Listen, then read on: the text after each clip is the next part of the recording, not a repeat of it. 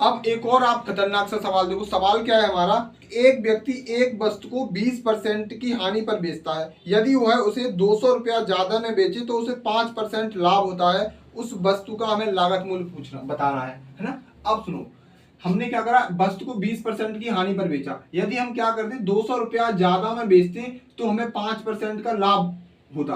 तो हमसे पूछा है वस्तु का सीपी यानी कि क्रय मूल्य क्या होगा। अब एक बात मान लीजिए, आप सुनिए आप हमारी, यदि मान लीजिए कोई भी वस्तु 100 रुपया की थी, हमने उसको 20% हानि पर बेचा तो मतलब 80 रुपया में बेचा।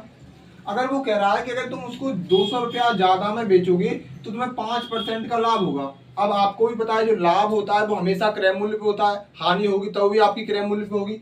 अगर हम 100 पे 5% का लाभ निकालेंगे तो वो निकलेगा आपका कितना, 105, है ना। अब एक बात बताओ, पहले 80 में बेच रही थी, हमने यहाँ कितने में बेच रहा है, 105 में।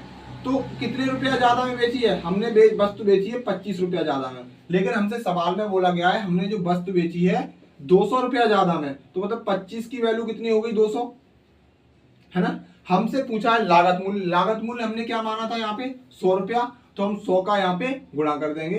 तो 25 चौका होते हैं आपके 100, 200 चौका आपके हो जाएंगे 800। ये हो जाएगा आपका लागत मूल्य।